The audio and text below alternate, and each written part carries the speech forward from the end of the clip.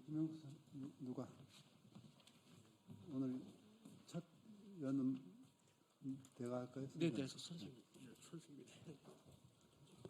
네, 오늘 안녕하십니까. 국회 부의장 이하경입니다. 1949년 13명의 재원 의원들이 국회 프락시험으로 억울하게 기소되었습니다. 그때 반민특위 활동으로 일제강점기 반민족 행위를 청산하는 막중한 사명을 맡은 분들이었습니다. 하지만 이승만 정부와 친일 매국 세력은 공권력을 동원해 가혹한 고문과 누명으로 반민특위를 제거했습니다. 그 결과 오늘날 친일 잔재 세력은 식민 지배 정당화를 주창하고 독립운동과 반민특위 피해자들이 모욕당하는 뒤틀린 나라가 되었습니다. 드디어 76년 만에 진실화해위원회가 사건의 진상을 밝히겠다고 했습니다. 인거후 세월이 헛되지 않도록 바로 세워진 역사적 진실 위에 정의를 세우고 합의와 보상을 드릴 수 있도록 최선을 다해야 될 것 같습니다. 오랫동안 고통을 견뎌오신 유가족 여러분들과 또 함께 이 일을 하고 계신 분들이 오셨습니다. 이렇게 감사드리고 오늘 한 분 한 분 또 소개하는 시간을 갖도록 하겠습니다. 한번 쭉 본인 설명부터 하시고. 예, 안녕하십니까. 반민특위 기념사업회 사무총장 이영국입니다. 참가하신 분들 소개를 드리겠습니다. 맨 오른쪽에 계신 분이 국회 프락치 사건의 희생자 노일환 의원님의 조카 노시수 선생님이십니다. 예, 그 다음 이기진화 위원이신 허상수 진화위원님이십니다.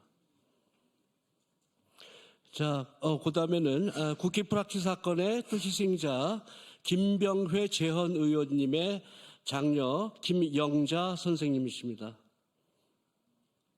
예, 반민특위 김상덕 위원장님의 아드님이신 김정육 선생님이십니다. 그 다음 전 독립기념관장이자 지청천 장군의 외손이시고 반민특위 기념사업회 이사이신 이준식 박사님이십니다. 그 다음에는 우리 반민특위 기념사업회 운영위원 서울대 교수 김광식 교수님이십니다. 예, 마지막으로 이강수 박사님 반민특위 기념사업회 학술위원장님이십니다. 네, 시간이 주어진 시간이 많지 않은 거로 알고 있었어요. 바로 우리 김영자 선생님부터 김정육 위원장님으로부터 잠깐 말씀 듣겠습니다.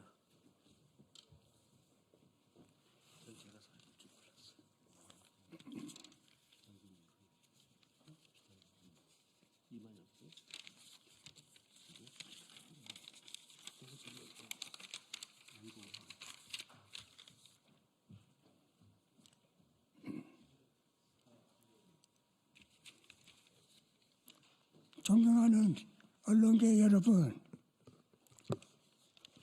지난날 언로가 막혀서 선대 어른들 그 시대에 살았던 우리 선대 어른들 돌아볼 때 기자회견을 허락해 주신 여러분 너무 고맙고 감개무량합니다. 반민특위 무력 파괴 사건과 국회 프락치 사건 조작은 여러분께서 너무도 잘 알고 계시리라 믿고 거론을 않겠습니다. 두 사건을 역사적으로 정리하면 행정부가 입법부와 사법부의 주요 부분을 공격한 것으로 저는 보고 있습니다. 민주국가의 근간인 3부 중에 입법부와 사법부가 침해받았는데 여태 명예회복을 못하고 행정부의 폭거를 방치해온 것은 참으로 유감이라 생각하지 않을 수 없습니다. 저희 반민특위 기념사업회는 명예회복에 관한 법률 제정에 역점을 두고 출범 당시 많은 예진 앞에서 이미 다짐한 바가 있습니다. 선을 방임하면 악이 세상을 지배하는 세상입니다. 언론계 여러분, 불의로 본다면 필주로 내질해 주시기 바랍니다. 정치는 언론의 감시를 두려워하므로 저희 기념사 앞에 큰 힘이 될 것으로 확신합니다. 존경하는 기자 여러분, 감사합니다. 예, 약간의 혼선이 생겨서 죄송합니다. 국회 프락치 사건 진실 규명에 대한 입장을 전 국사편찬위원장 이만열 선생님께서 말씀해 주시기로 했는데요. 조금 편찮아서 밖에 앉아 계세요. 혹시 들어오실 수 있나요? 네. 많이 편찮아져서 그 순서는 생략하도록 하겠습니다. 그 다음에는 국회 프락치 사건 희생자 김병애 재헌국회의원님의 따님 김영자 선생님의 유족의 입장을 듣도록 하겠습니다.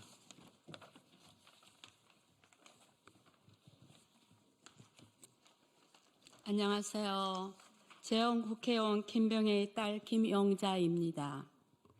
제가 5살이던 어느 날 엄마가 아버지 면회를 다녀오신다며 길을 나서시는데 달리는 전차를 있는 힘을 다해 쫓아갔더니 마지못해 전차에서 내리셔서 저를 서대문 형무소로 데리고 가셨습니다. 아버지는 집으로 된 꽃갈 모자를 쓴 모습으로 나오셔서 제 머리를 쓰다듬어 주신 후 그 손길이 마지막이었습니다. 할아버지 할머니 오빠 둘에 남동생 둘 저까지 8명의 생계를 엄마가 꾸리시며 장사를 하러 한두 달씩 여러 마을에 다니시면서 집안 살림은 제가 어린 딸인 제 몫이었습니다. 큰 오빠는 고시 1차에 합격하였지만 빨갱이 아들이라 하여 누구도 보증을 서주지 않았기 때문에 자수사를 시도하였습니다. 공부하는 중에도 아버지에게 연락이 왔냐고 수차례 경찰에 끌려가 고문을 당하였습니다. 남동생은 고등학교를 수석으로 졸업하고 서울법대에 합격하였지만 아버지가 빨갱이라고 합격을 불허하여 서울공대를 다시 가야만 했습니다. 직장을 다니며 해외 파견도 신혼조회 때문에 막히자 기업 회장님이 이 보증을 서주셔서 일할 수 있었습니다. 너무나 힘든 삶이었기에 아버지의 그리움이 엉망인 세월로 살아왔습니다. 국회 뿌라치 사건으로 억울하고 힘든 삶에서 헤어날 수가 없었습니다. 아버지의 명예 회복이 꼭 이루어진다면 외롭고 고생 많으셨을 어머니께 큰 선물이 될 것입니다. 재헌국회의원 김병애 딸 김영자입니다. 감사합니다. 네, 국회 프락치 사건은 반민특위를 파괴하기 위한 그런 공작 중에 가장 핵심적인 사건이었습니다. 우리 국회 프락치 사건 희생자 김병애 의원님의 따님과 김옥주 의원님의 아드님 김진원 선생님께서 4년 전에 진화위에 서류를 제출했는데 4년 동안 아무런 소식이 없다가 지난주에 느닷없이 갑자기 하지만 반갑게도 진화위에서 결정이 되었습니다. 다음에는 노일환 재헌 의원님의 아드님은 오늘 아프셔서 못 오셨고 조카이신 노시수 선생님께서 유족의 입장을 발표하시겠습니다.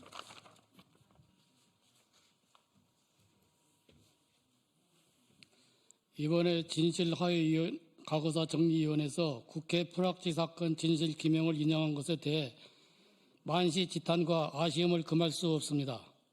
생각해보면 이른바 국회 프락치 사건은 처음부터 불법적인 고문 조작의 냄새가 너무나 명백하고 그 냄새를 거슬러 올라가면 백민택 반민특위 와해 기도 사건을 떠올리지 않을 수 없으며 결국 친일 정권의 지배한 조작 음모는 반민특위의 주요 요인들에게 남로당 프락치라는 명예를 세워 민족 정기를 말살하기에 이르렀습니다. 남로당 프락치와 관련하여 친일 정권이 제시한 혐의는 백부님에 대한 박거동의 회상과 너무나 불일치하여 아예는 실색하지 않을 수 없습니다. 박갑동은 박한영이 부로 간 뒤에 남로당의 지하 총책이었습니다. 박갑동은 1989년 8월 14일부터 1990년 12월 8일까지 중앙일보에 연재된 환상의 터널 그 시작과 끝 48회 연재에서 공산당 기관지인 해방일보의 수석 정치부 기자인 박갑동 자신과 동아일보 정치부장이었던 백분님, 노일환 재원 의원과의 많은 논전을 통해서 백분님을 철저한 반공주의자이고 6.25 때 인민군에 의해 풀려나 인민군에 의해 납북되었다고 기술하고 있습니다. 친일 정권이 주장한 것처럼 남로당 불락지였다면 남로당 지하 총책이었던 박갑동은 왜 이런 사실을 전혀 모르고 있었을까요? 불가사의한 일입니다. 관련 기관의 심도 있고 포괄적인 조사와 재심으로 무죄 및 역사 바로 세우기가 제대로 이루어지기를 촉구합니다.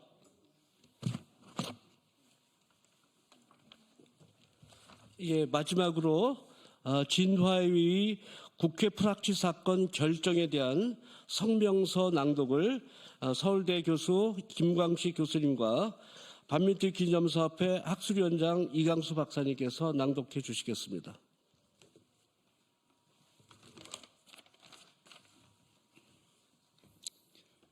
진실화해위원회의 국회 불합치 사건 결정에 대한 성명서. 진실화해위원회는 지난 15일 제105차 위원회에서 1949년 국회 불합치 사건에 대해 중대한 인권 침해로 판단하고 진실 규명을 결정했다. 특히 결정서에는 헌병대에서 나체로 성기에 정기 고문을 가하는 등의 가혹행위로 자백을 받아낸 사실을 밝혀냈다라고 밝혔다. 국회 불합치 사건이 고문에 의한 사건이라는 사실을 국가기관에서 처음으로 인정했다는 점에서 늦었지만 이 결정은 매우 의미가 크다. 국회 불합치 사건은 처음부터 너무도 많은 문제점이 있었다. 당시 소장파 의원들이 받았다는 남로당 지령문의 미군 철수 등은 1948년부터 백범 김구 선생, 김규식 선생 등 민족 세력이 지속적으로 주장해 왔던 논리였다.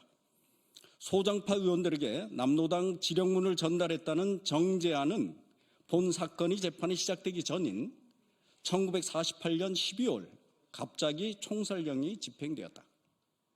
그리고 1950년 3월 1심 재판 후 한국전쟁으로 더 이상 재판이 진행되지 않고 결국 종결 처리되었다. 이런 상태에서 국회 불합치 사건 관계자나 후손들은 수십 년 동안 연재자에 의해 너무도 많은 고통 속에서 살아야만 했다. 이후 이 사건은 다양한 공안 사건이 대표적인 모델로 사용되었다. 그런데 여기서 놓쳐서는 안 될 중요한 사실이 있다. 이 사건은 1949년 5월과 6월에 갑자기 발생한 것이 아니라는 사실이다. 이 사건은 이승만 정부와 친일 세력들이 친일파 청산 활동을 방해하는 과정에서 일어난 사건이라는 사실이다. 1945년 8월에 해방이 되었지만 친일파들이 미 군정을 등에 업고 재등장하자 1948년 5월에 재헌국회의 소장파 의원들은 국회 개원과 동시에 친일파 청산을 위한 반민족행위처벌법, 이른바 반민법을 만들고 이 법에 따라 반민족행위특별조사위원회, 이른바 반민특위를 만들었다. 반민특위는 1949년 1월 8일부터 박흥식을 시작으로 이종형, 김태석, 노덕술 등 이승만 정부를 위해 일하는 친일 경찰과 밀정, 정부 내 친일 관료들에 대한 조사를 본격화했다. 이에 이승만 정부와 친일 세력들은 반민법이 논의될 때부터 소장파 의원들의 친일파 청산 활동을 다양한 방식으로 방해했다. 방해 활동 곳곳에서 국회 불합치 사건과 비슷한 성격의 사건들이 있었다. 그중 하나가 1949년 2월에 발생한 반민특위 위원 암살 음모 사건이다. 친일 경찰의 대북격인 노덕술 등은 테러리스트 백민태를 고용해서 3명의 소장파 의원을 납치해서 나는 이남에서 국회의원 노릇하는 것보다 이북에서 살기를 원한다라는 성명서를 강제로 작성하게 하여 마치 공산주의자가 38선으로 가는 길에 애국 청년이 그들을 살해하는 것으로 꾸미려 했다. 이때 암살 대상자는 이들 외에도 신익회 국회의장, 김상덕 반민특위위원장, 김상돈 반민특위 부위원장, 김병로 특별재판부장, 권승열 특별검찰부장 등 11명의 반민특위 위원들이 포함되었다. 그런데 테러리스트 백민태가 갑자기 자수하면서 암살 음모는 미수에 그치고 세상에 알려졌다. 여러 형태의 반대 운동이 모두 실패하자 이승만 정부와 친일 세력은 전국을 일거에 바꾸려는 방향을 모색했다. 그것이 반민특위 습격 사건, 국회 불합치 사건, 백번 김구 암살 등 소위 6월 총공세였습니다. 이 6월 총공세는 이승만 정권이 수세에서 공세로 바꾸는 결정적 역할을 했다. 국회 불합치 사건은 이러한 일련의 사건 중 하나였습니다. 물론 소장파 의원들이 활동은 친일파 청산만이 아니라 미군 철수, 농지개혁 등 다양한 활동이 있었고 모두 이승만 정부를 압박했지만 그중에서도 특히 친일파 청산이 이승만 정부를 가장 압박했다는 사실은 부정하기 힘들다. 예를 들면 1949년 국무회의에서 총 116회가 논의가 됐는데 그중에서 반민특위와 관련된 지시나 보고가 총 31회나 확인되고 있습니다. 이런 것만 봐도 그렇다고 볼 수가 있습니다.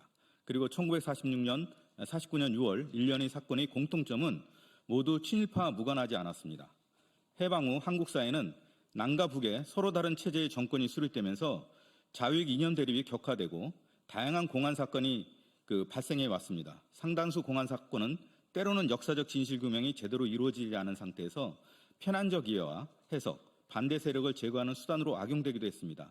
바로 그 중에 하나가 국회 불합치 사건이었습니다. 실제 국회 불합치 사건에 구속된 대다수의 의원들은 친일파 청산에 매우 적극적인 인물이었습니다. 그리고 노일환 의원이나 소영길 의원 등은 직접 반민특위에 참여하기도 했습니다. 반면 국회 불합치 사건을 조사하고 구속한 관계자들은 대부분 친일파들이었습니다. 예를 들어서 제1차 국회 불합치 사건을 내사했던 최은하 사찰과장은 일제강점기 종로경찰서 출신이었고 2차 국회 불합치 사건을 조작했던 전봉덕 헌병사령관은 일제강점기 경기도 경찰청 보안과장 출신이었습니다. 당시 경시니까는 아마 최고로 올라간 자리가 아닌가 싶습니다. 지금으로 치면은 경찰서장 정도의 위치입니다. 그리고 나서 이 사람은 반민특위 활동이 본격화되다 군으로 도피했던 인물입니다. 그리고 사건 담당 검사 오재도 검사는 일제 말기 신의주 지방법원 검사국에서 근무했던 인물이고 담당 판사 사강옥은 일제 말기 경성지방법원 판사 출신이었습니다. 이들 중 최은하 사찰과장은 반민특위에 체포되었고 전봉덕 헌병사령관은 친일 인명사령에 등재되기도 하였습니다. 결국 국회 불합치 사건 이후 남한 전국은 급격히 변하고 반공 정국이 전국적으로 확산되면서 반민특위는 와해되었습니다. 친일파들은 단 한 명도 처벌되지 않고 모두 석방되게 됩니다. 이러한 잘못된 역사, 왜곡된 역사는 최근까지도 계속되고 있습니다. 몇 년 됐지만은 국민의원 나경원 의원은 친일파 청산은 민족을 분열시킨다라고 했지만 이거는 1948년 9월달 소위 반민법 반대대회였던 반공대회에서 나왔던 논리였고 윤석열 전 대통령이 얼마 전에 미래를 위해 과거를 덮자라고 했던 것은 박흥식이 체포 당시 주장했던 논리였습니다. 그리고 윤석열은 자신의 야욕을 위해서 12.3 계엄을 선포하고 국회의원들을 수거하여 제거하려 했습니다. 이는 과거 이승만 정부가 1949년 친일파 청산을 막기 위해 특위요인 암살 음모 사건이나 반민특위 습격 사건, 국회 불합치 사건을 야기시켜 재헌국회의원들을 제거하려는 것과 같습니다. 이렇듯 제대로 된 역사적 단죄가 실행되지 않으면 역사는 반복된다는 사실을 다시 한번 증명하고 있습니다. 이러한 왜곡된 역사가 또다시 반복되지 않도록 하기 위해서는 우리는 아래와 같은 요구를 합니다. 먼저 진실화해위원회에 대해서는 진실화해의 결정은 기본적으로 환영할 만한 것이지만 이 사건이 이승만 대통령의 지시에 의한 반민특위 와해 공작으로 발생한 사건이라는 맥락이 전혀 기술되지 않고 있어 이 또한 역사 왜곡이며 최소한 같은 판결 왜곡입니다. 그리고 최소한 같은 판결을 받은 나머지 의원들에 대해서도 진실이 밝혀지는 것이 가려진 역사를 밝히려는 진화입법이 기본 취지에 맞다고 봅니다. 그리고 국가는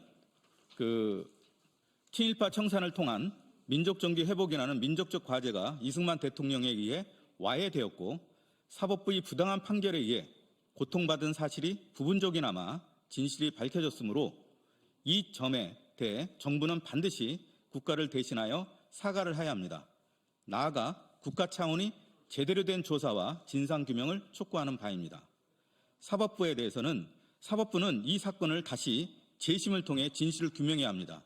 또한 부당한 판결에 의한 사법부의 과오에 대해서도 피해자들에게 혹은 국민들에게 사과해야 합니다. 그리고 국회는 부당한 권력에 의한 재헌국회에서부터 침탈당한 사실이 밝혀졌으므로 국회는 이 사건의 전체적인 진실을 규명할 책임이 있기 때문에 특별법을 제정해서 재조사해야 한다고 봅니다. 2025년 4월 25일 반민특위 기념사업회.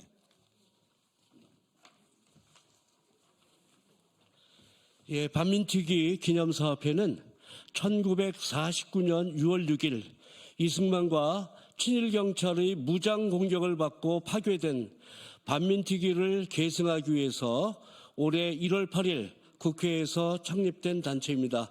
이것으로 기자회견을 마치겠습니다.